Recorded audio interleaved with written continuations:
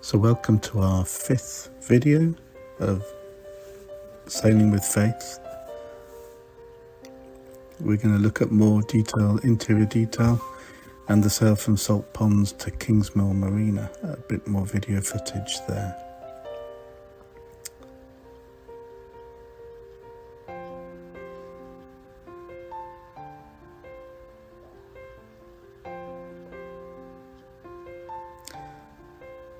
So this is just one of many days of me carting all of the tools and supplies and bits and pieces to the boat in preparation for doing a lot of the work that's still needed to do. As you can see, the interior before I started, and it was kind of a mess. That's all decorative though, it's all decorative. But had been badly stained by leaking portholes and high humidity, and basically I get the impression the boat was unloved for many years. It just used and no maintenance. So we started the process of stripping it all off, getting the port lights out. I had to buy another port light. I was advised to get all new port lights, but we didn't have the funds for that. I was able to salvage most of them. You can see this is a broken bit, and I had to remake it. It's in my workshop. So I traced around it basically and made the new ring that goes on the outside of the porthole, the port light.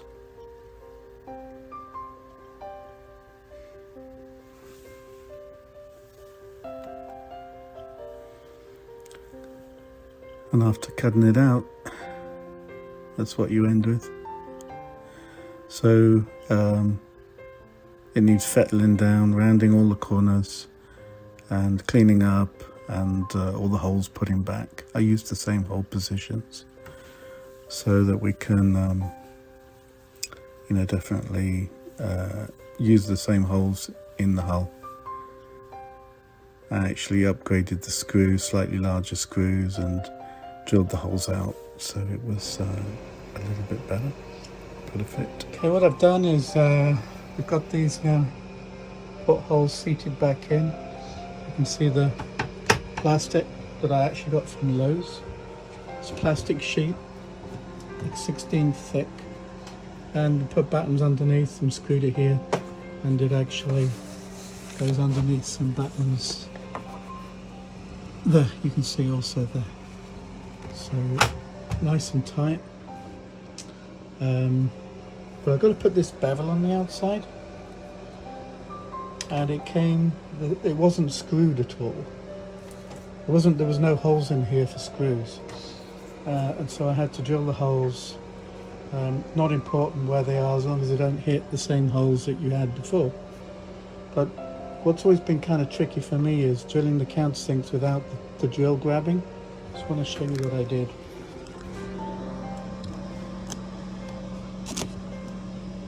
Hopefully you can see that. So what I've got here in this piece of wood is a screw, and I've cut it off so it's flat, and then you can adjust the actual height of this little screw in this piece of wood that fits underneath one of these. Then you don't need to worry about going too deep. You just drill. Not sure if you can see that, but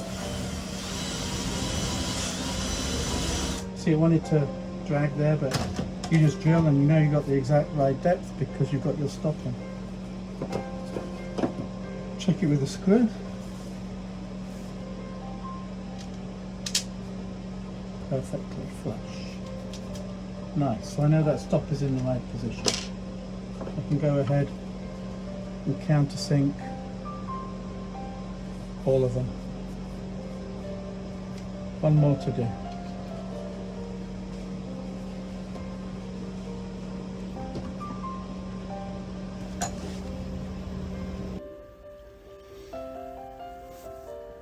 So this is what it looked like beforehand, remember?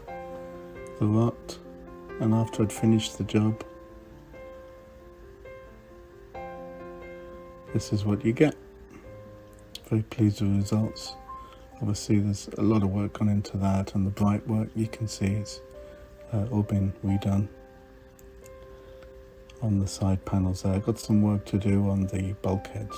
Yeah, that's me after all the work. Here's another little idea I had. I took a computer apart, and they've got two 12-volt fans in there, so I mounted them into the old Loran box. Yeah, that's how well upgraded my boat was. It still had the Loran navigation longitude and latitude readout box mounted in there.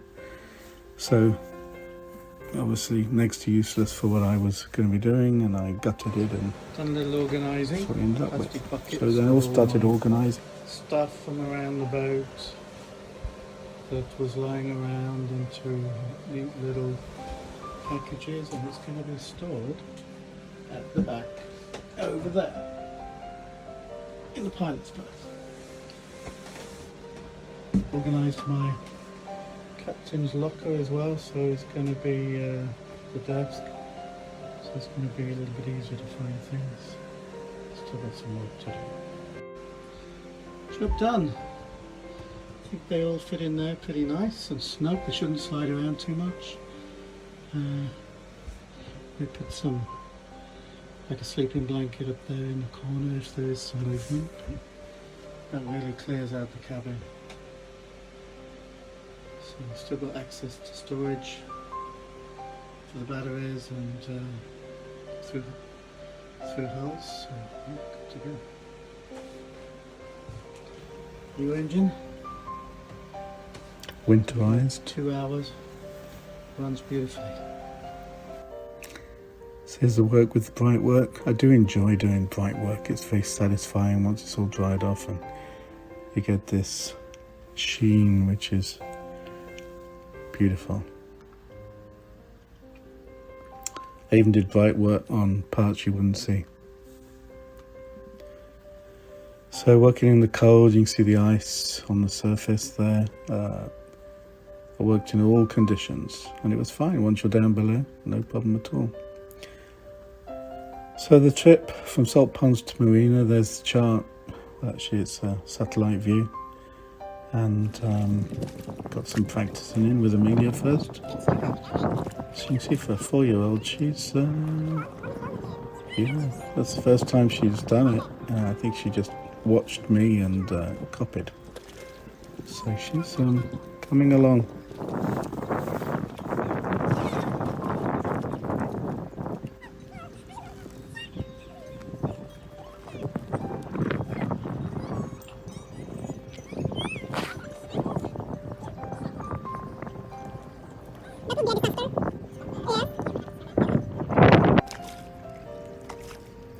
So she goes.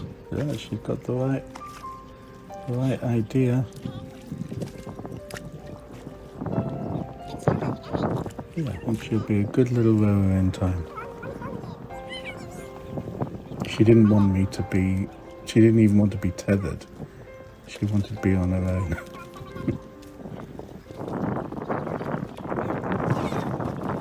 Very independent. So here we are about to leave Salt Ponds Marina.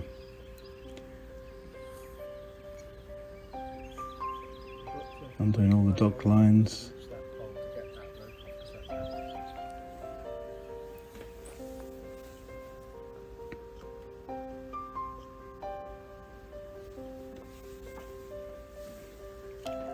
Very little wind, so we were very gentle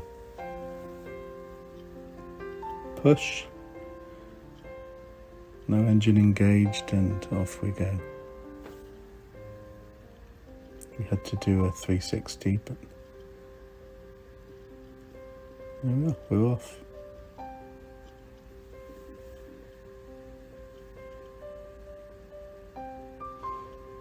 It's a busy area, but for us it was very quiet.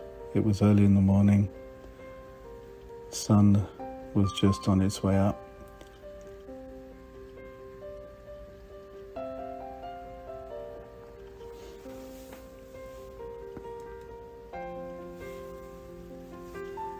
Gotta watch the depth.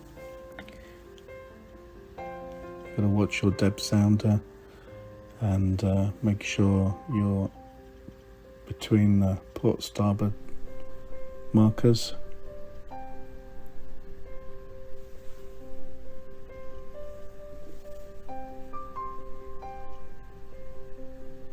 Very tranquil.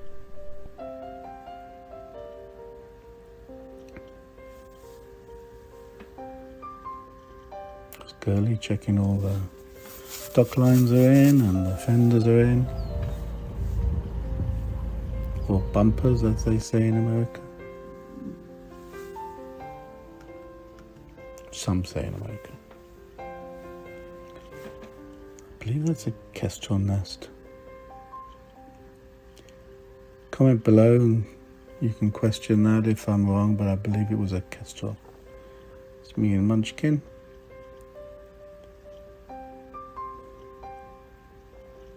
I think that's another one.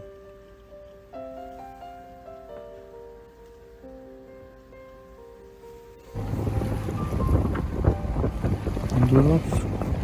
There's the entrance to Salt Ponds.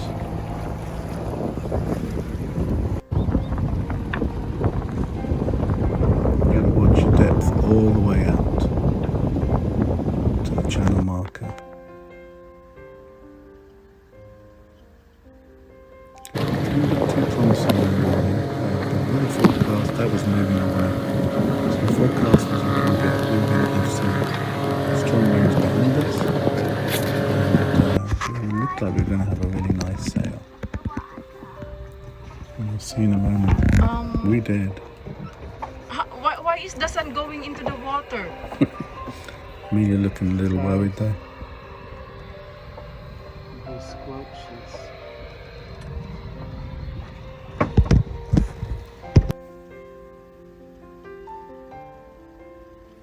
So this is the ship that got on the radio and asked us to go around his stern instead of to his starboard. So we had to do a U-turn.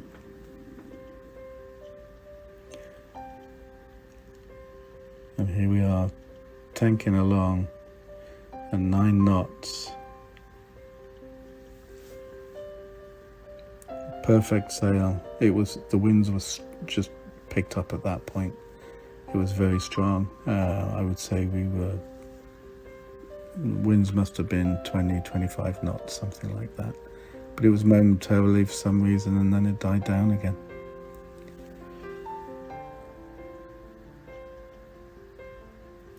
When you're on a goose wing, or wing on wing, as they say in America, at those kind of speeds, it's very sensitive, the tiller. And so you have to watch the direction and the sails and make sure you're not going to jibe the boom anyway.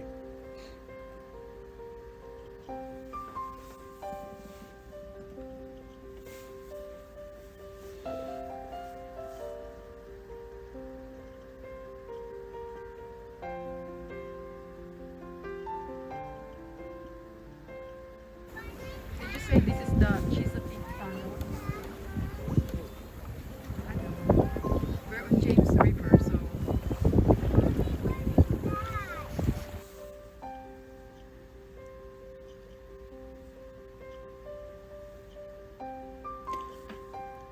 the boat sailed beautifully. In fact, it was very nimble, and it turns on a dime. My babies.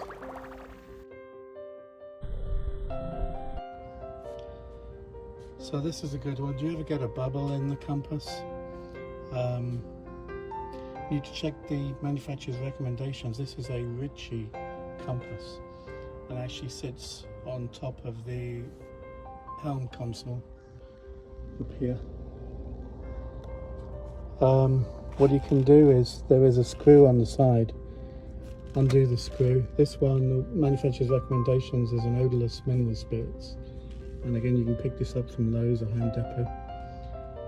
What I did is use a little tray like this, would you believe, drilled a hole in the corner of the tray here, Made sure everything was clean, took the screw out, made sure the bubble was above the screw.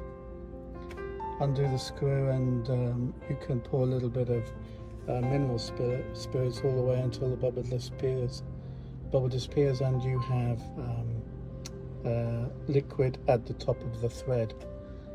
That's when you know it's full. Shake it a little bit and the bubble might come back and you need to put a little bit more liquid in. I changed the O-ring as well. As a little O-ring underneath this screw.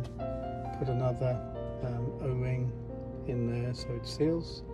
Did the screw back up, and here we have a bubble-less compass. Much better. Odorless mineral spirits, and that's a Ritchie compass. White ship, black ship, grey ship. Hey, what is that green thing? That's a mark of brewing. It's another berry. Yeah, I just knew it. Hey, we need.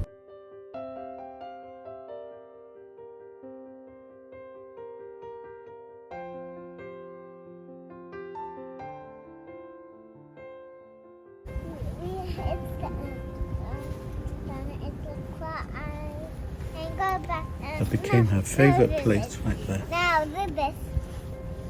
Namaste. Now we are going back to home.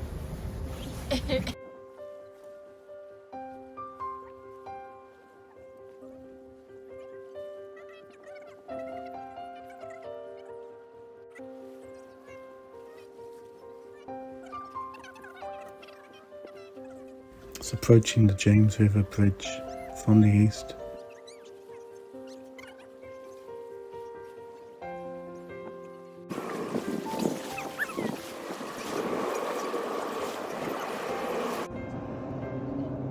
No, turn.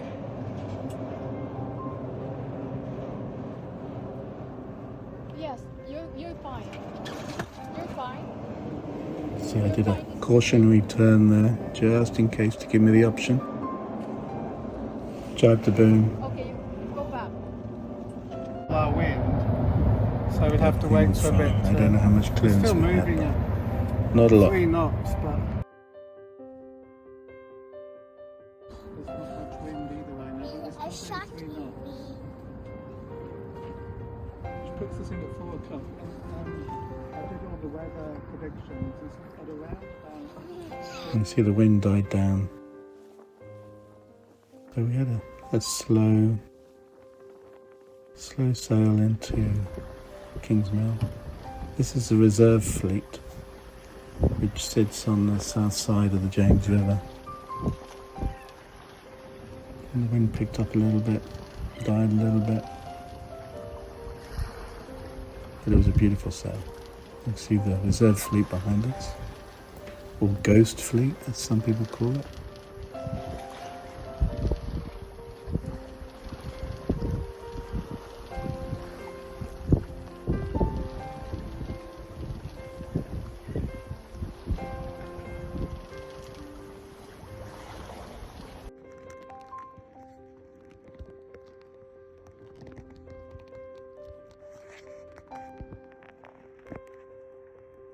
So here we are approaching Kingsmill. The sails are in and down and tied up.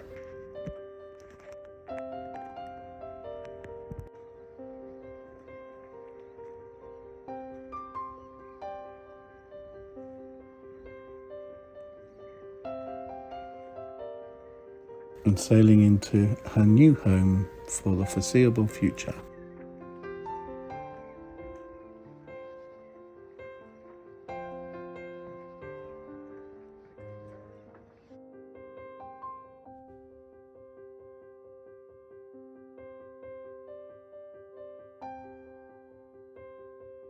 And here's me failing miserably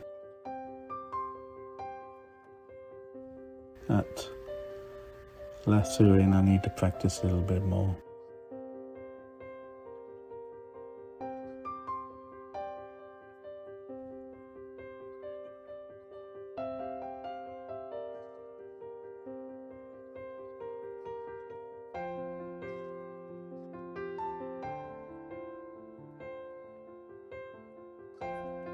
Nowhere near.